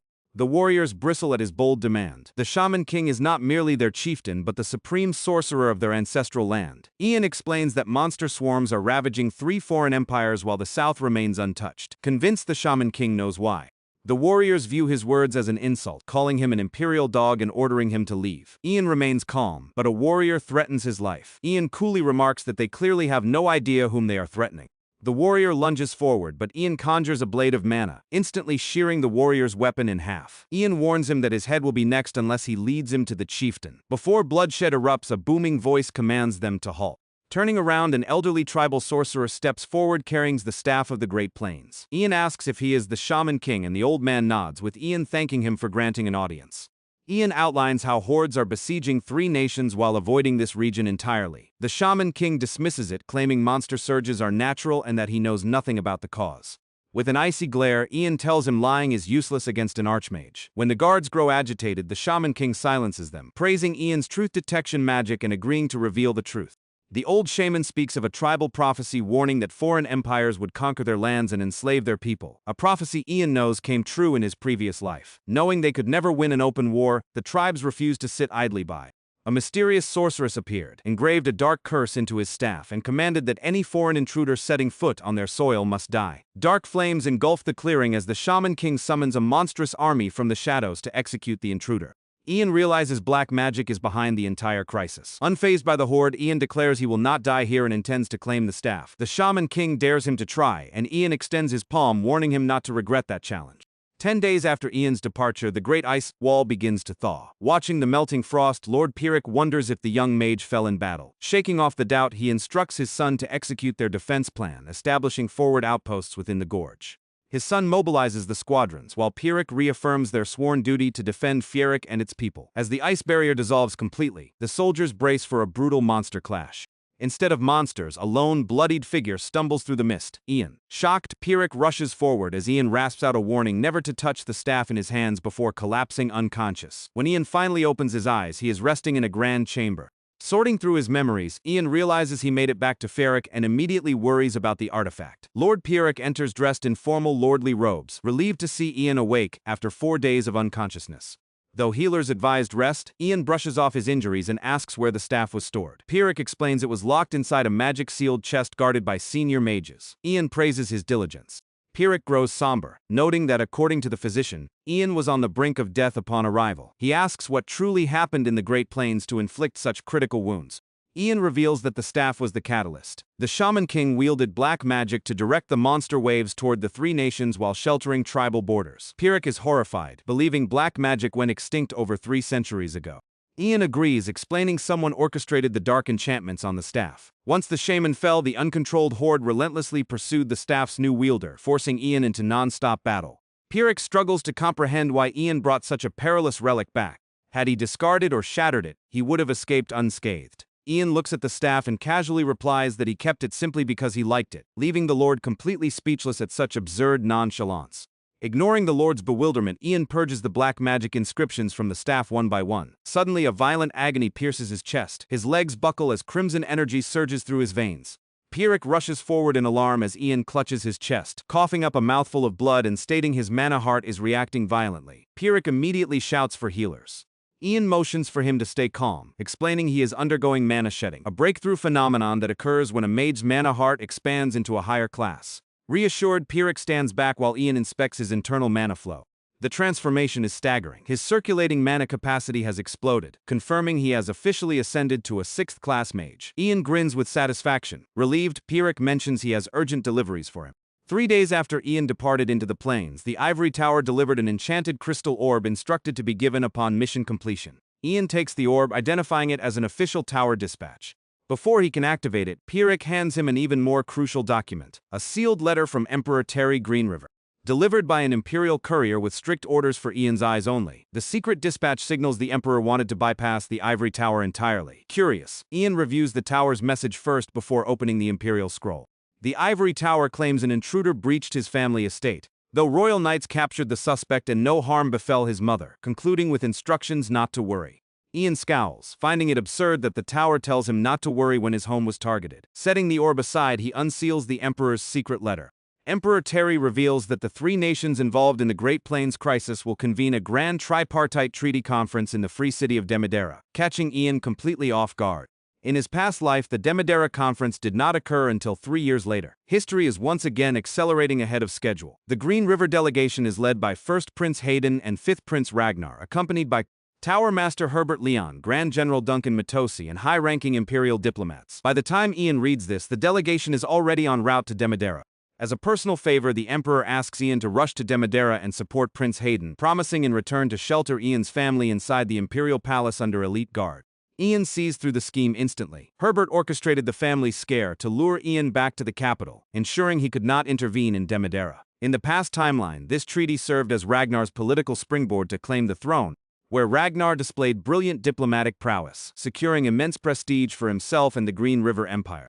It was also the beginning of Hayden's political demise due to his complete diplomatic ineptitude. The fact that this conference was brought forward years ahead of time confirms that Herbert Leon is pulling strings behind the scenes. However, the Tower Master made one fatal calculation. He never imagined Ian possessed lost ancient magic unlocked upon reaching the 6th class tier. Ian turns to Lord Pierrick and asks for a vital favor. Meanwhile, in the free city of Demodera, known across the continent for neutrality and booming trade, white marble domes overlook the harbor. Outside the Grand Treaty Palace, Prince Hayden waits anxiously alongside Oliver. Intimidated by the foreign delegations, Hayden asks if they can summon Ian to his side. Oliver reminds him that as the imperial representative, no one will dare harm him while his knights stand guard. Hayden knows it, yet the overwhelming backing Ragnar enjoys from nobility and Tower Master Herbert leaves him isolated. Hayden desperately wishes Ian were here, though it seems impossible. Nearby, Herbert wears a smug grin, having orchestrated every detail for this moment.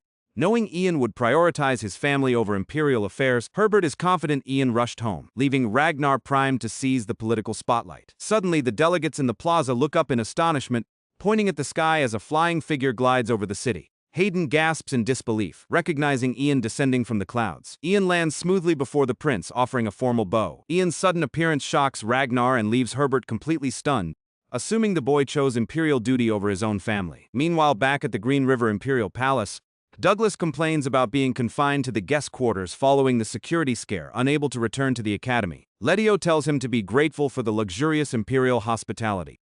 Letio adds that Imperial Knights apprehended the intruder just before Ian's lethal mana trap triggered. Reassuring Vanessa Page that Ian will arrive shortly, the door suddenly opens to reveal Ian stepping into the room. Everyone gasps in joyous relief, welcoming him home. Flashing back to the previous night in Lord Pierrick's castle, Ian called in his promised favor, with Pierrick pledging whatever assistance the savior of Pierrick required. Ian asked Pierrick to guard his physical body while he entered a deep trance, explaining that injecting mana into his brain would awaken him if an emergency arose. Conjuring an intricate magic circle, 2 perfect avatars materialized as Ian's physical body collapsed into Pierrick's arms. While the bewildered lord supported his unconscious form, the spell is revealed as Puppet Play, a lost art exclusive to 6th class Archmages. These mana avatars can roam freely and cast up to 5th class magic without endangering the original body. Leaving Pierrick dumbfounded, the 2 avatars set off on their separate missions. Back in Demodera, an overjoyed Prince Hayden grasps Ian's hands, thanking him for standing by his side on such a momentous day. Tower Master Herbert Leon approaches with feigned concern, noting he heard Ian collapsed after his mission. Ian brushes it off, stating he fulfilled his duty. Herbert questions why Ian is in Demodera rather than resting at the tower. At an inquiry about whether he heard of the incident with his family, Ian replies that despite the dispatch, he chose to assist Prince Hayden, presenting the Emperor's royal decree. Herbert reviews the seal in silence, forced to confirm its authenticity. Even so, Herbert insists Ian cannot join the official delegation. Hayden flares up, asking if Herbert dares defy imperial orders, but Herbert counters that international protocol supersedes domestic decrees. because delegation rosters were fixed in advance by treaty, adding a high-ranking mage at the last second would violate diplomatic trust. While Hayden fumes, Ian inwardly admits the old schemer makes a valid point. Ian agrees with the protocol, pleasing Herbert, who politely urges him to return. But Ian then asks, what if a registered delegate voluntarily resigns their seat? Could he take their place? Herbert admits that substitution is legally permitted, though doubts anyone would surrender such a prestigious mission. Before he can finish, Delegate Ronan steps forward and raises his hand, leaving Herbert completely bewildered. Ronan formally cedes his delegation seat to Ian, requesting Prince Hayden's approval. Hayden gladly accepts, praising Ronan's loyalty and devotion to the Empire. Ronan bows respectfully in gratitude. Turning to Ian, Ronan entrusts his position to him, asking him to fulfill the mission without fail. Ian thanks him, promising never to forget the favor. The gesture was no coincidence. Ian had secured Ronan's secret allegiance long ago by teaching him ancient spells unknown even to Herbert. Ronan excuses himself, stating that an unassigned high mage lingering in Demadera might cause diplomatic friction. Using Herbert's exact diplomatic argument against him, the Tower Master is left utterly powerless to object without contradicting his own words. As Ronan walks away, Herbert glares at Ian with barely concealed fury. Ian stands composed, having secured his seat before everyone, while Ragnar observes in chilling silence. Serving as a bastion of neutrality for over a century, Demadera bridges diplomacy among the three great powers. Mayor Engelonville personally welcomes the Greenriver delegation, with Hayden inquiring about the other national envoys. The mayor explains that each nation has been assigned a separate estate, directing them to the Greenriver Manor and the private villa reserved for Hayden's inner circle. Impressed by the architecture, Hayden asks about the upcoming itinerary. Herbert notes that no events are scheduled until the conference begins. Relieved to have time to rest, Hayden dismisses the delegates and asks Ian to accompany him. Watching them leave, 5th Prince Ragnar urgently summons Herbert for a private conference. Behind closed doors, Ragnar states he will not blame Herbert for the setback, though seeing Ian attached to his brother is an irritation. Herbert reassures him that the summit relies strictly on political diplomacy rather than magical prowess, meaning Ian will have virtually zero opportunity to intervene, guaranteeing Ragnar will dominate the negotiations as planned. Ragnar accepts the logic but remains uneasy, admitting he has tried repeatedly to win Ian's allegiance, only to fail every time. Warning that leaving the young prodigy unchecked will invite disaster, Ragnar orders Herbert to eliminate the problem swiftly. Herbert agrees, pledging to handle the mage. Meanwhile, in his private villa, Prince Hayden slumps exhausted onto a sofa. Hayden casually tells Ian he wants to sneak out into the city to shop for fancy clothes. Ian stares at him in stunned silence before fixing the prince with a chilling glare, asking if he truly understands the gravity of his situation. Hayden is not just representing the Greenriver Empire. He is the crown heir tasked with leading international negotiations, making wandering off for leisurely shopping entirely unacceptable.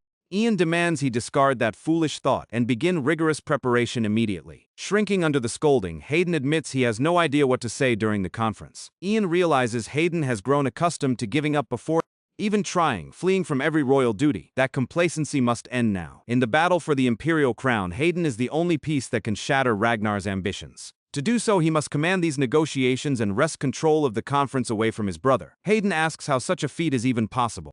Ian replies that all he needs is the proper opening, dropping a massive stack of dossiers onto the table. The documents detail partition terms for the Great Plains, strategic stances of all three nations, and predictive counter-arguments for every debate. As Hayden stares in horror at the pile, Ian commands him to memorize every single line. 1 week later, the historic tripartite treaty conference officially commences. Walking toward the summit hall alongside Herbert, Ragnar inquires about Hayden, having not seen him all week. Herbert assures him that Hayden was closely monitored, barely stepping into the garden and appearing completely drained. Meeting outside the grand doors, Ragnar greets Hayden with a cordial smile, asking if he rested well. Hayden nods quietly, and Ragnar cheerfully replies that he looks forward to seeing him inside. As the main delegation files in, Hayden trembles from the suffocating political pressure. Noticing his anxiety, Ian steps beside him and quietly reminds him to relax, having prepared thoroughly all week. If he keeps his composure, Hayden will command the summit. Taking a deep breath, Hayden resolves to give it his all. Inside, Mayor Engelonville introduces himself once more, presiding over the negotiations as neutral arbiter. With all representatives seated, the first agenda item addresses troop deployment to the Great Plains. Maxwell Bennett, diplomat from the Principality of Roe, proposes dispatching elite mages and knights rather than regular infantry, alongside raw currency subsidies. Bennett claims the Colwood Empire agreed and expects Greenriver to follow suit. Ian anticipated this opening topic, watching to see if Hayden acts. As Hayden hesitates, Ragnar prepares to seize control of the floor. However, Hayden speaks up first, delegating military matters directly to Grand General Duncan Matos. Caught off guard, the Roe envoy turns to the general, who expertly takes charge. Ian smiles at the flawless execution. Rather than struggling alone, Hayden smoothly delegates each technical dispute to the most qualified experts among his delegation, keeping the momentum entirely in Greenriver's favor.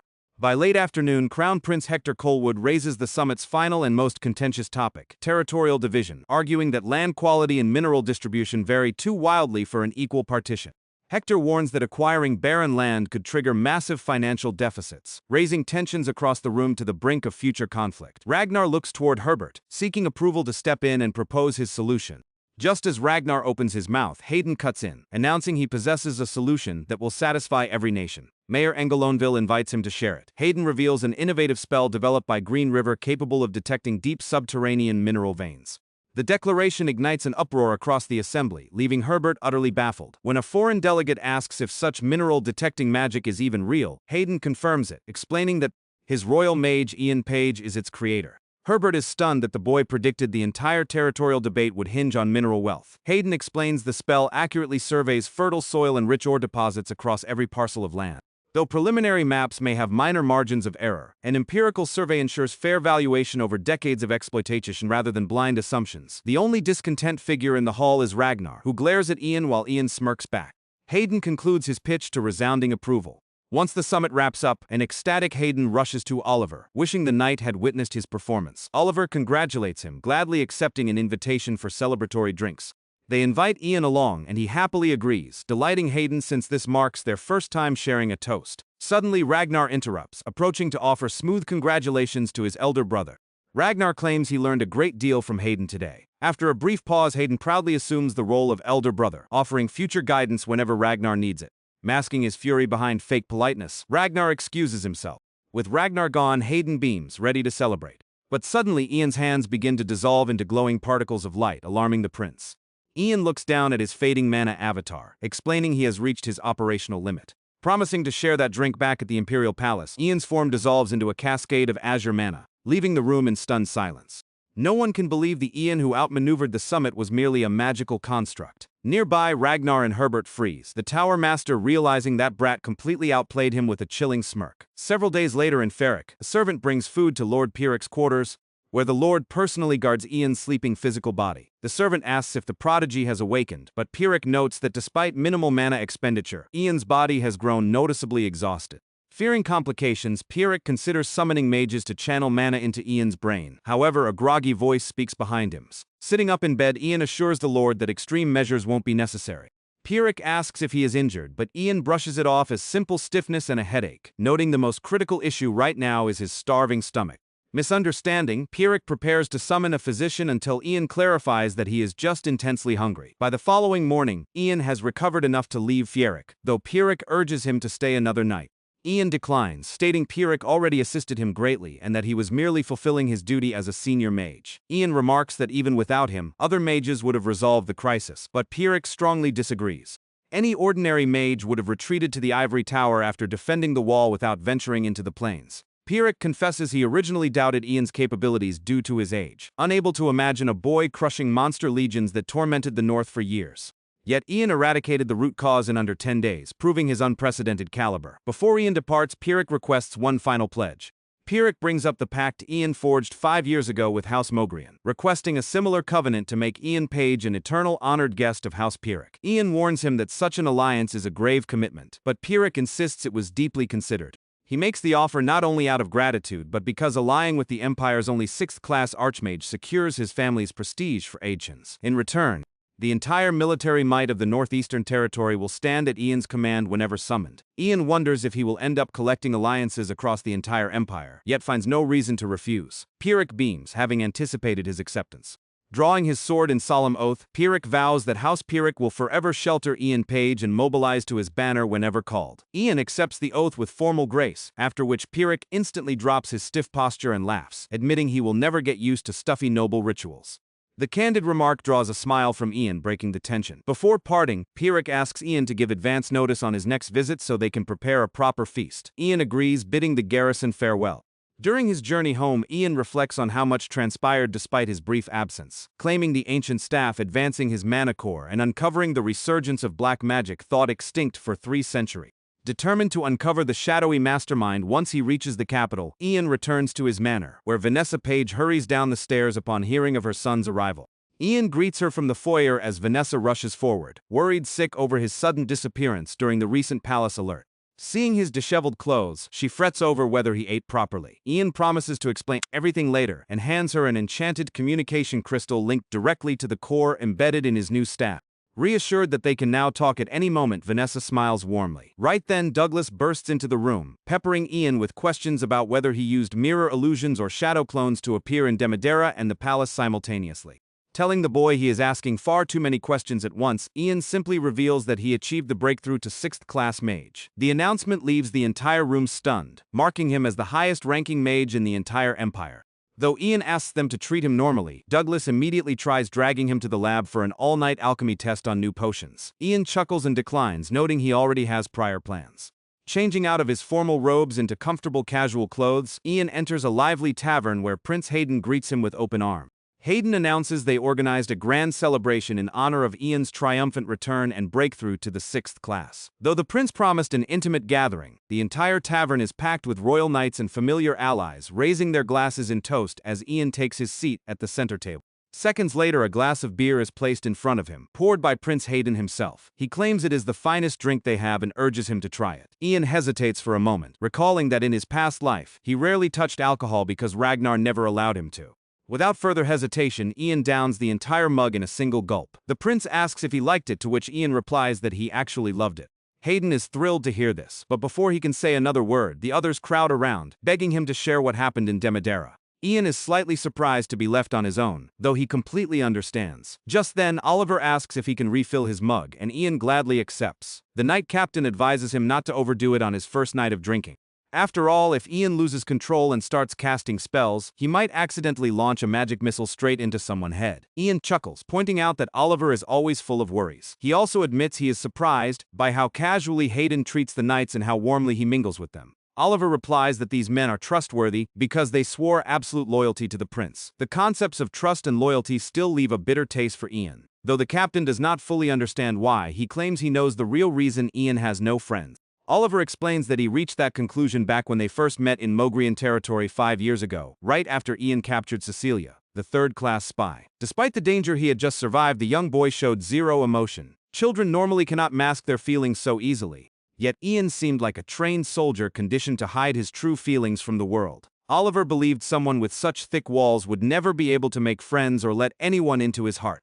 Internally, Ian admits that back then he still had no idea how to act like a child, though he never expected the knight to notice something so perceptive. After listening quietly, Ian admits that he actually did have a friend once, but things ended terribly between them. Curious, Oliver asks what kind of person he was, but before Ian can answer, the captain mentions another detail he noticed during their 5 years of training together. Whenever he speaks with Ian, he often feels like he is talking to a middle-aged man who has already endured far too much. Ian chuckles and praises Oliver for his sharp eye. He then raises his mug and jokes that he is actually about to turn 48, claiming he uses magic to maintain his youthful appearance. The knight freezes in shock. After letting silence linger for a few seconds, Ian smiles and clarifies that he was only kidding. Oliver lets out a laugh and decides to let the matter rest. Since he is still the older of the two, he will not push any further, choosing instead to let Ian keep his secrets until he feels ready to share them. The celebration carries on late into the night. When Ian finally steps out of the tavern, he presses a hand to his head, wondering if he ended up drinking a bit too much. Even in his previous life, he could not remember ever consuming such a large amount of alcohol. As he tries to steady his footing, he spots one of the knights sitting against the wall outside. It turns out to be Paul Lanz, vice captain of the Second Order, who also stepped out to catch some fresh air. Paul sheepishly admits that he has zero tolerance for alcohol, so he slipped away before the others could notice. Ian leans against the wall nearby, replying that he is not used to such rowdy atmospheres either. In his past life, Paul was renowned as the finest swordsman in the order, second only to Oliver. Despite being born a commoner, he climbed all the way to vice captain through sheer mastery of the sword and an unwavering loyalty that earned the first prince complete trust. Chuckling at his own low tolerance, Paul asks how Ian enjoyed his very first night of drinking. Ian admits it was not bad at all and that he might join in again occasionally, provided he does not have to drink quite as much. Pleased to hear this, the knight urges him to join their drinking sessions again in the future. Everyone in the order is genuinely grateful for everything he did, and even Oliver, who rarely praises anyone, has been bringing up Ian's name constantly over the past few days. Paul adds that he has not seen Prince Hayden this happy in ages, believing it is all thanks to Ian's support. Ian modestly downplays his role, saying he merely gave things a gentle push in the right direction. Even so, watching the knights celebrate brings a warm realization that he has genuinely grown closer to them. Paul stares at him in surprise, caught off guard by such a warm and relaxed expression on his face. When Ian asks why he is staring, the vice captain quickly waves it off as nothing. He simply never imagined that someone as guarded as Ian could show such a gentle smile. Their conversation is cut short when another knight flings the door open, shouting that the prince is looking for Paul everywhere. Apparently, Hayden threatened to strip him of his rank if he let anyone pour him another drink in his drunken state. Paul scrambles to his feet, quickly apologizing before hurrying back inside. Watching him leave, Ian reflects that if he had known it felt like this, maybe he should have learned to enjoy a drink much earlier. With a quiet smile, he begins walking alone under the starry night sky. For the very first time, he realizes that the memories of his previous timeline can no longer serve as an absolute blueprint, because every choice he made since returning has reshaped the future he once knew. The bond between Hayden and his knights, the standing of the imperial family, and even his mother's peaceful life were all forged by actions he never took in his previous life. Without even realizing it, Ian has carved out a completely new destiny. Though he cannot predict how this new future will unfold, he remains determined to protect the people he holds dear. That very night, deep within the Ivory Tower, Ragnar Greenriver stands before a massive window, while Tower Master Herbert paces behind him. The fifth prince turns and demands to know how they plan to proceed from here on out. Herbert admits he made a grave mistake by failing to eliminate the boy quickly. Rather than making more excuses, he asks Ragnar to trust him one last time. Right then, a hooded figure cloaked in black steps into the room. The Tower Master addresses her as Helene and commands her to greet the fifth prince, a name Ragnar recognizes immediately. She is the High Mage who vanished years ago after suffering defeat at the hands of Ian. Pulling back her hood, she reveals vibrant crimson hair and an empty, hollow gaze completely devoid of her former self. The prince steps back in shock, but Herbert urges him not to panic. According to the Tower Master, she is still alive and serves as an utterly obedient subordinate, ready to lay down her life the instant an order is given. Ragnar quickly pieces everything together and asks if the old man has resorted to that forbidden art. Without hesitation, Herbert confirms the truth. It is black magic. That sinister power allowed him to mold Helene into a mindless puppet, and he intends to do the same to all their enemies. Even Ian Page, the single greatest obstacle to their ambitions, will eventually be transformed into a pawn willing to sacrifice his life for their cause. Herbert reassures Ragnar that victory is already in their grasp. With every piece in place, they only need to press forward. Once the plan succeeds, the fifth prince will claim the throne and become the emperor.